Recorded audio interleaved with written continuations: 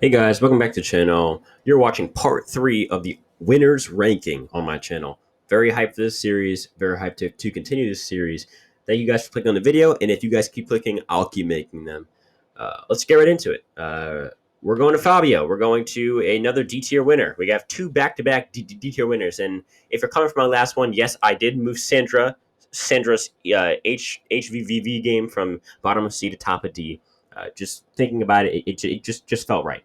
So now we have two D tier winners in a row. I think with Fabio, you have someone who was well socially ingratiated, and I do think that he did play that dumb blonde role on purpose. So I do have to give him that, and that keeps him from being bottom D.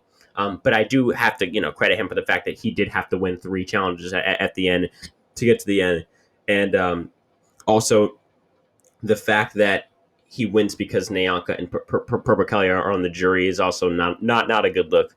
And I feel like overall, it's really hard to respect his game because he didn't seem to have much strategical say or power in the game at any point pre-merge or post-merge. And for that reason, I do have to fault him. Flying back up to S tier, we do have Boston Rob's win. Just to preface, I'm looking for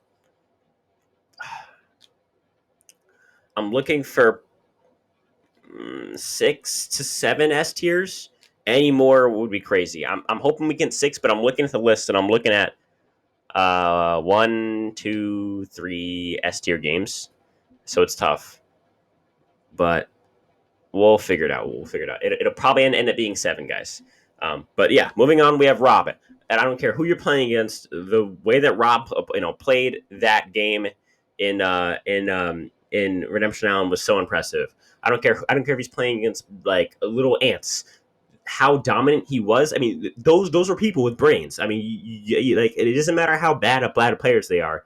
The fact that he was able to do that with good players, and I feel like his most impressive moves were not him leading the awful players to slaughter, like the lambs to slaughter. It was actually him taking out Matt because Matt was a threat to the alliance, and then Francesca.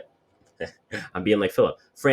Francesca and Christina in the first 2 votes because those are crucial votes where he asserts his dominance and takes out people who aren't drinking the Kool-Aid. And I feel like that's really impressive with his game. The fact that he doesn't go for someone in the opposite alliance in Zapatera at the merge, and instead goes for Matt, the person who's kind of iffy about swinging back and forth. I feel like he is very. It's a very impressive move, and I feel like it shows his strategical dominance this game. I feel like he was strategically, socially, and physically dominant. The fact that he was able to get to the end and not get like Russell Hantz to where he plays the best game, but he ends up getting kind of like it taken from him because he couldn't manage the jury correctly is really impressive. And I feel like overall he does a really good job just keeping dominance over the season, no matter the competition or lack thereof. Sophie Clark for me is right near Brian and Danny. It's hard because like Sophie, I know like people really like Sophie, right? And like I do too. But I have to knock her because going into Final Tribal, Coach was going to beat her. Now you could say all you want. Oh well, she was banking on the fact that Coach would blow Final Tribal, which he did. But if your entire game is banking on a player blowing Final Tribal Council, there's something wrong.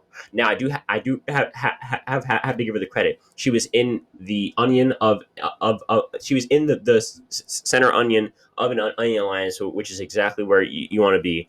Her alliance was able to flip Cochran and then cut Cochran and Edna at 7 and 6, and then cut Rick at cut Brandon at 5, and then Rick at 4, who were the two jury threats, and then from there, she really does have her work cut out, but she's able to give not necessarily one of the best final tribals, but one that's better than Coach, and that's good enough to take the votes. But I do have qualms with her game. Literally just it either dies or it lives, depending on if Coach can own up to his game at Final Tribal. Which maybe she saw that and she was like, "There's no way he has a good Final Tribal," and I guess she saw right because it was 100% true. Kim. Kim is the best winner right now. Kim is. I think Kim has the everyone wants to take her to the end in someone like Earl. Kim beats everyone at the end like JT. She has the strategical dominance of Rob. She has the physical dominance of Tom, and she has the mastermind and great big moves as Rich, all in one player. And for that reason, she's at the top. There's not much that I have to say about her game. There's really no need to go through her game. We all know that Kim belongs right there at that spot on the list. Denise is a tough one. I'm gonna put her at top of C. One, because if I put her at bottom of B, I feel like that'd be really redundant because we already have a lot of Bs. And two, because I feel like her game, although she did go to every final tribal, she sorry, not every tribal, not every final tribal. She went to every single tribal. She did have control over her original tribe, but then she didn't really have much control in her swap tribe. Although I will give her credit for not getting just picked off. And I can also have respect for the fact that she did go to every single tribal and she was never really a big target. But I do have to give her slack because she had very little strategical control in the merge. She was basically a number, and that already gets her down to C tier. But what keeps her at the top was the fact that she was able to get to the end over Malcolm and the other people who were vying for a spot with her. Her final trial was pretty poor, but she gets to the end with people who can't do it, who don't have good jury management anyways. So I feel like that's good on her game. But in the end, it's tough to rank her any higher, especially when we already have so many Bs. Cochran, top of B tier. Cochran plays pretty averagely dominant game, if that makes any sense. Like out of all the dominant games, Cochran's is pretty underwhelming. But out of all the games, his is pretty good. Pretty good.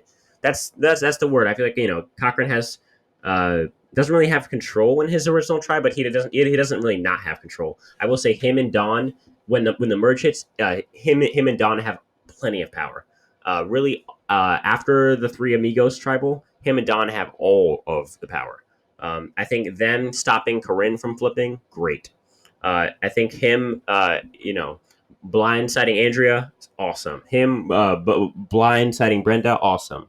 He kind of slid on under the radar, and then when he needed to come out and win like a challenge or two there, he did. And I feel like overall he brought two people who he knew had no chance at a jury vote to the end, and that's why he won. Nope, not Yo Kwan. That's the next person on the ranking. The next person on the ranking for this one is Tyson. Tyson's right at top B. I mean, I think Tyson and Cochran played pretty similar games. They're in control of their original tribe, but not the one that's the most in control. Like for Tyson, the one that was in the most control for his uh, pre-swap tribe was Aris, and the one that was in control for Cochran's pre-swap tribe was Philip. I feel like Tyson blindsides Aris at the final when the merge hits, and Cochran doesn't blindside Philip. The three amigos tribal takes Philip out, and so for that reason, I do have to give the edge to Tyson there. I also think Tyson beats more people in the post merge, whereas Cochran does not beat as many people. Cochran doesn't beat Eddie. Cochran doesn't beat Reynolds. It's tough. Whereas in Tyson beats everyone except probably uh I mean, yeah, he beats Vetus, Aris, Tina, Katie. Uh, I don't know if he beats Hayden or Sierra, but that's even close anyway. And I still think he beats Tina. So I feel like he plays such a dominant game, and he beats more people in the post jury than Cochran does. And for that reason, I do have to give him the edge. Tony Vlachos. Tony's game is it's probably below Tom's game. Tony plays a really good game. Uh, you've heard it a million times. He has so I think probably the worst part of his game is his pre-swap tribe. If there's a tribal, I'm guessing Trish goes home, and if there's another one, he probably goes home. And for that reason, I do have to knock him. You know, um, he also played a bunch of idols, or he didn't play a bunch of idols, but he played an idol incorrectly, and I feel like that's a big thing. And aside from that, everything else is fantastic. His ally flips Cass at the merge in Trish. And then he bluffs, with his idols later on in the game.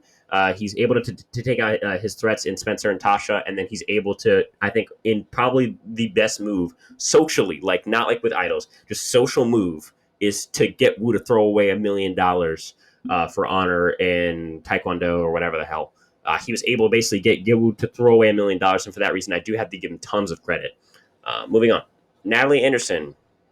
Natalie is I think Natalie's behind Tina.